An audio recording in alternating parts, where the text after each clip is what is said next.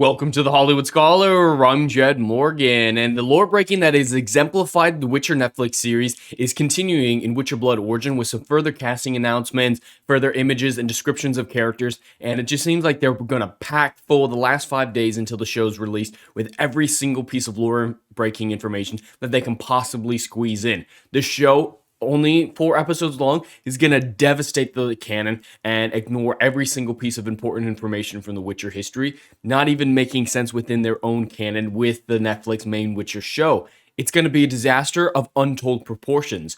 And now this new announcement says that one of the characters in Witcher Blood Origin, who will also be in Witcher Season 3, is Falka. Falka's going to be in these shows. She should not be in the show. For those of you who aren't familiar with Falka, she's basically the equivalent of the continent's Hitler. She's the most violent and bloody revolutionary in the continent's history. She is the monster that haunts people's nightmares. She is the worst of the worst that humanity has ever produced. Now, some people, specifically Philippa Eilhart, believe that it might be a little bit over dramatized, her history, that she might be just someone who lost control of a mob. But history seems to generally agree, and most of the continent believes that she is a monster of untold proportions. And they've cast her in The Witcher in a time period that is incorrect. She existed, she lived about 150 years before the events of the main Witcher series, the main Witcher novels. This TV show, Blood Origin, takes place 1,200 years before that. And she's also going to be in Witcher Season 3. So she's going to be in a show 1,000 years too early and in a show 100 years too late. Now, when it comes to Witcher Season 3, there is maybe a potentially vision sequence that happens at the very end of that book, at the end of Time of Contempt, that can work when Ciri is in the southern Nilfgaardian desert, where she sees Falka. That one it can be explained away. But Witcher Blood Origin, there's no way you can involve Falka in a way that makes sense narratively or canonically. And we have this article here from the Redania Intelligence that has it all right here for us. The Witcher Season 3 and Blood Origin cast Falka. And because it's another race swap, we've seen this with Netflix before, there won't be any bad characters who aren't at least complex and in the right, in the case of Fringilla, that are race swapped. We automatically know that they're going to go with Philippa Eilhart's perception of this character and probably make some narrative about it being, oh, it's a diverse female. That's why everyone thinks she's a monster. She actually just lost control of a mob. No, she killed her father and her stepbrothers with her bare hands and gleefully enjoyed it. I mean, look at this interpretation of her, covered in blood and giggling the whole while. Falka is a monster. And so because of the race swap, I'm terrified that they're going to portray her as the innocent victim in it all, beyond just having her in the wrong time period. There's another piece of lore-breaking information in this article. It comes in an entry on the main Netflix Witcher website in regards to Ciri. It's saying Ciri is the key of the destruction of the old world and the birth of a new. That's right, the descendant of Laura Dern and Falka. That is incorrect. Some people believed in the books that she might be descended from Falka because of some misinformation, but she is not even remotely descended from Falka. It's a matter of mixing up babies at birth. When Falka had a bastard, she made Queen Rhiannon take care of her baby, famously declaring, "Only queens are worthy of being wet nurses to my bastards."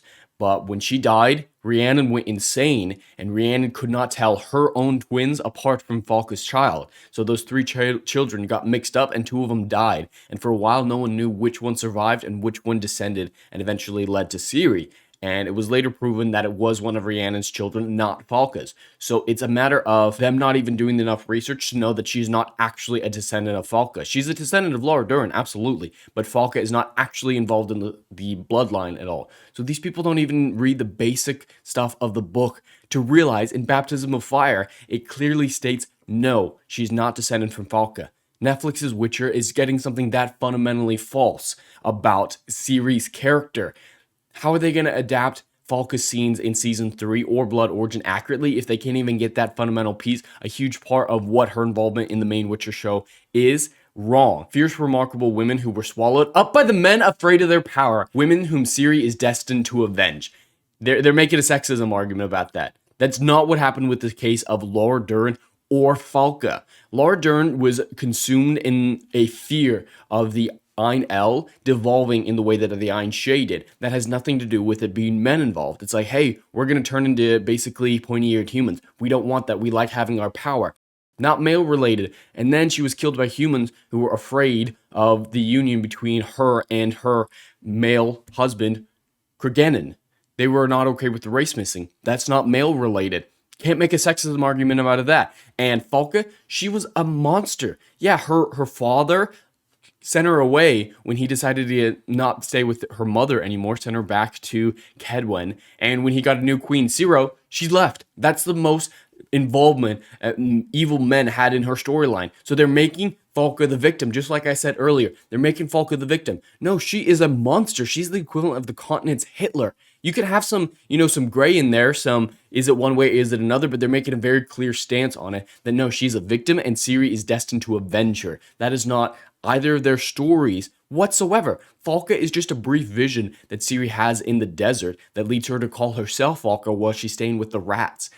They can't even get these basic things right. They're like, ooh, there's women in the books that I've heard about. These names, these are females. They say they're all the ancestors of Ciri, and they all were treated really bad by men, and Ciri can avenge them. These people, they didn't even read the books. They just read a bullet point description, and it's like, oh, she had a vision of Falca. Must mean she's descended from Falca. This is ridiculous and retarded, honestly, because they can't go to the lengths of doing just the basic amount of research for either the main Witcher show or Witcher Blood Origin. They are bastardizing Falca, one of the most important people in Witcher lore history. Again, every single person in the Witcher history is being condensed into a single time into Witcher Blood Origin. Every name that was ever mentioned in over 2,000 years with the history is happening in a 1 month span of time.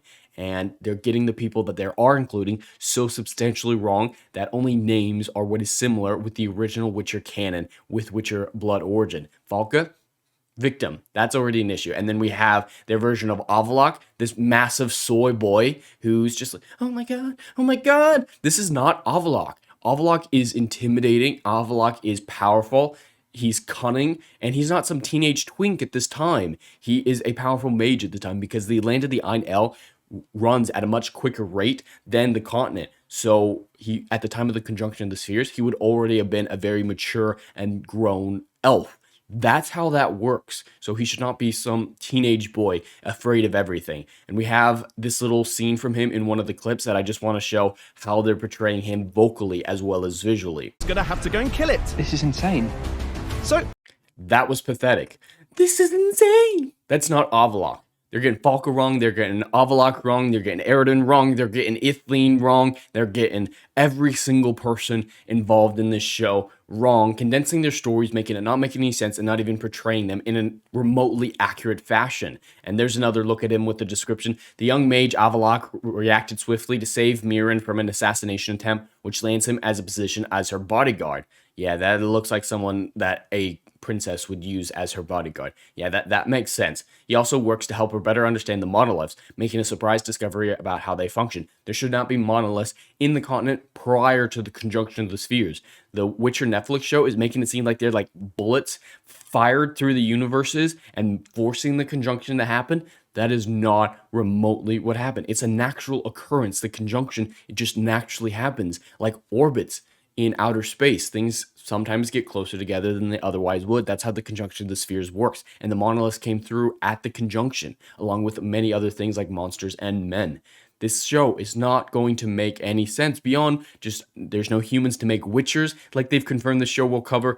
There's no elves being magical, ethereal prior to the conjunction, which later I'll explain why the Wild Hunt is doing what they're doing with Ciri. Falca should not be involved in this. It is just one lore break after another till it's completely nonsensical on every single possible level. And finally, it looks like Lauren Histridge is going to be including Minnie Driver's character into The Witcher's future as well. And for those of you who don't know, she's going to be narrating the series. At the beginning, she's going to meet Dandelion or Jaskier in a pub, and he's going to be telling the story, apparently, of the true Witcher canon. And she's going to come in and correct him. That's what our supposition is based on the evidence and based on the things that they have said about her character. That's what I personally believe. So she's going to be correcting Jaskier's incorrect telling of the continent, which is lore accurate with her bastardization that it was Witcher Blood Origin. And somehow she's able to travel in time and space. That should only be an Elder Blood capability. At this point in time, there should only be Ciri with the Elder Blood capabilities, prominently at least.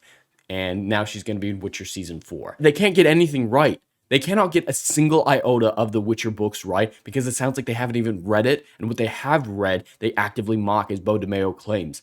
I'm sick of this franchise. They don't care. This is more lore breaking than even Rings of Power hoped to accomplish. At least Rings of Power got a few things even remotely right. Blood Origin is getting every single possible thing as wrong as they possibly can, and they seem to revel in the fact that they're destroying this canon one piece by one piece until there is nothing in common with the actual canon besides the occasional name or map image. And that's what the future of the Witcher saga is going to look like, with or without Henry Cavill. It was already dead long before Henry Cavill decided to leave the role for brighter futures with Warhammer. But anyway, that's all I have for today. I'd love to hear your thoughts in the comments below. Please like and subscribe, and I'll see you in the next video. Anon.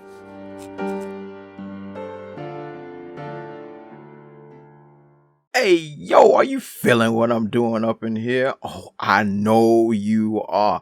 Do you miss all the good, compelling stories that we used to get back in Hollywood that they ain't putting down no more? Oh, I know you missing it. So check out my book series, Odyssey of a Phoenix, a mythological epic about philosophy, morality, and modern-day mental illness issues, baby. Book 1, Down in Flames. Book 2, Apocalypse Then. These are currently on sale. What are you waiting for? Get your hands on them. And we got Book 3, Kill the Dark, is coming down the pipeline. Just wait for all the good stuff that's dropping. You ain't gonna be disappointed, fam.